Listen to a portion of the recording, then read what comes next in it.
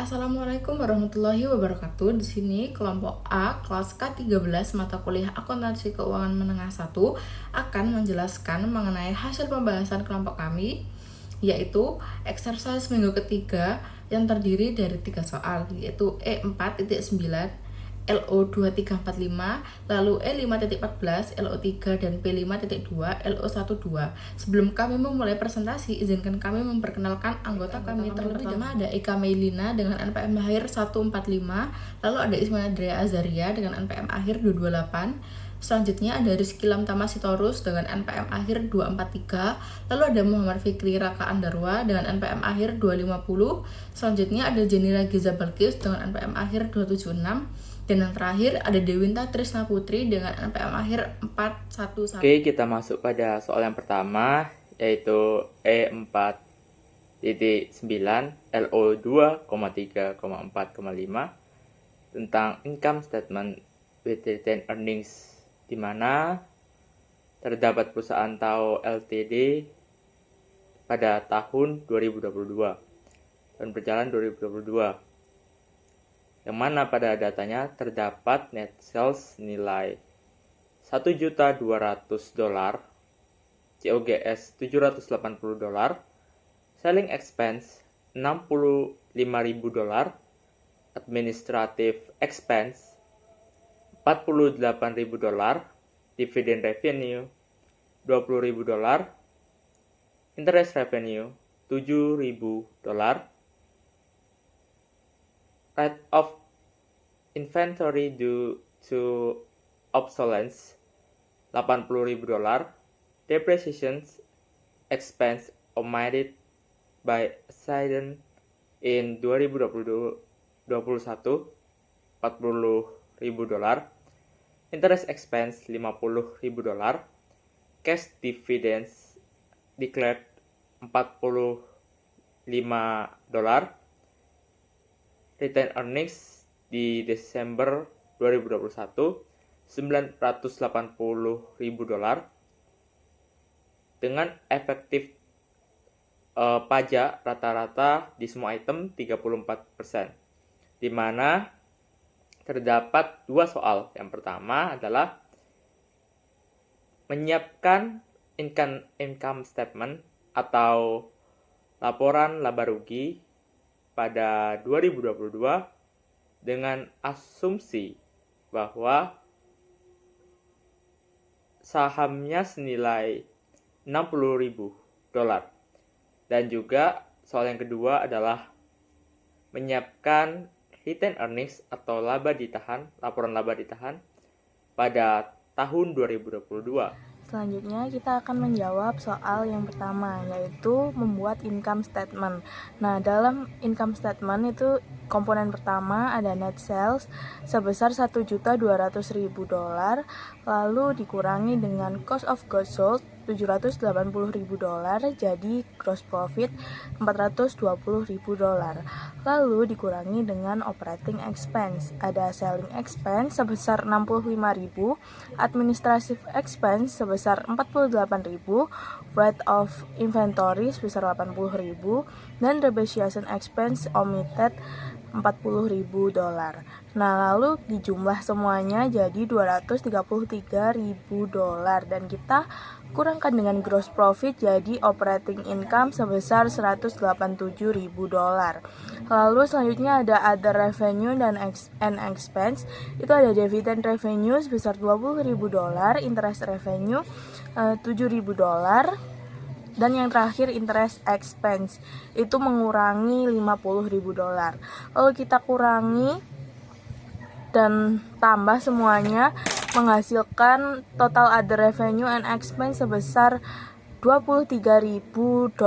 Tapi di sini karena besar expense-nya jadi operating income-nya dikurangi dengan total other revenue and expense, menghasilkan net income before tax sebesar $164.000. Lalu di sini ada income tax expense sebesar 34%, yakni $164.000 dikali dengan 34% menghasilkan $55.760. Lalu dikurangkan dengan net income before tax menjadi net income after tax sebesar $108.240.000. Selanjutnya kita akan membahas laporan laba ditahan pada perusahaan TAO Ltd Desember 2022, di mana sebelumnya sudah didapatkan net income atau net income setelah pajak senilai $108.240,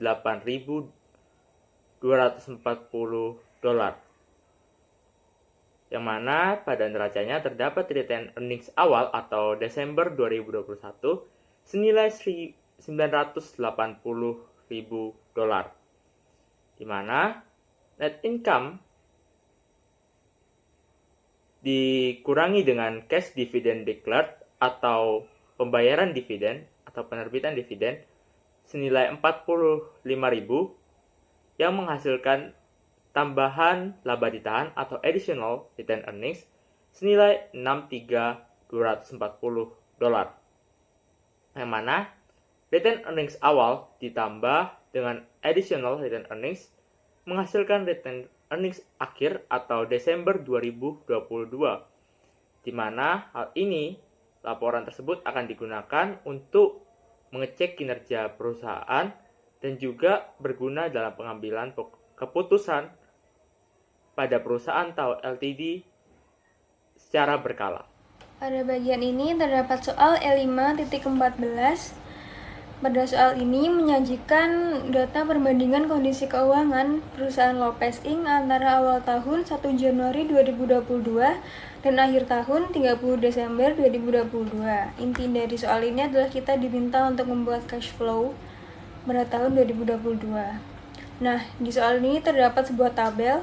Pada tabel ini menunjukkan perubahan saldo pada akun-akun penting. Misalnya, kita bisa melihat saldo cash naik dari $13.000 menjadi $45.000. Nah, tugas kita itu bisa menjelaskan mengapa kas tersebut bisa naik sebesar $32.000 melalui laporan arus kas yang kita buat. Lalu ada juga informasi tentang kenaikan peralatan, piutang, dan juga utang. Di sini juga ada informasi tambahan, disebutkan bahwa perusahaan menghasilkan untung sebesar $34.000. Nah, kita bisa menghitung ini pada arus kas dari aktivitas operasional. Lalu disebutkan juga perusahaan membayar dividen tunai sebesar $13.000 kepada pemegang saham. Ini masuk ke dalam aktivitas pendanaan. Nah, ada keterangan juga bahwa perusahaan membeli peralatan baru dan tidak ada peralatan yang dijual. Ini bisa kita tentukan arus kas keluar di bagian ini saya akan menjelaskan laporan arus kas Lopez Inc. tahun 2022 khususnya pada cash flow from operating activities dan investing activities. Pada operating activities, perhitungan menggunakan metode tidak langsung sehingga dimulai dari net income sebesar $34.000. Setelah itu dilakukan beberapa penyesuaian. Pertama, depreciation expense sebesar $6.000 ditambahkan karena depresiasi merupakan beban non-kas, sehingga tidak mengurangi kas perusahaan.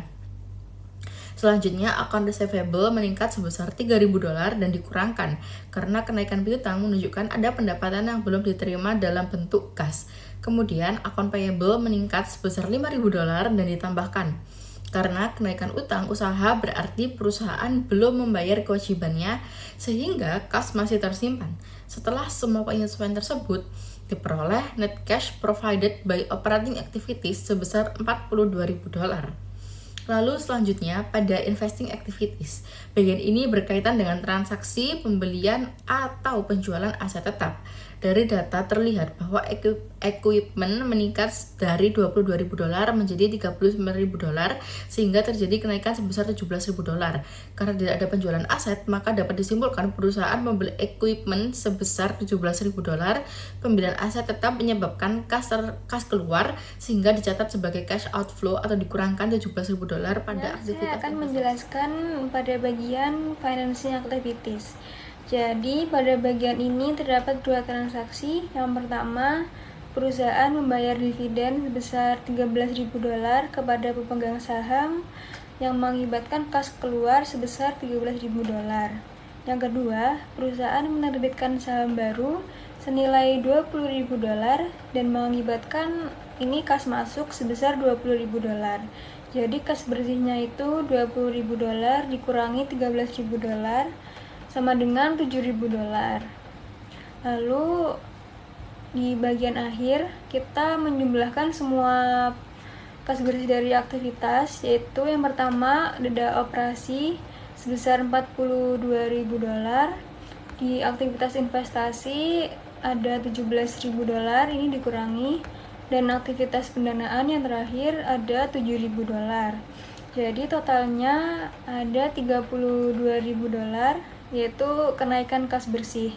Lalu kita tambahkan kas pada awal tahun, yaitu sebesar $13.000, sehingga kas pada akhir tahun menjadi $45.000. Oke, selanjutnya kita akan membahas case analisis P52 LO12, yaitu mengenai penyusunan laporan posisi keuangan milik perusahaan Montoya SA di tahun 2022.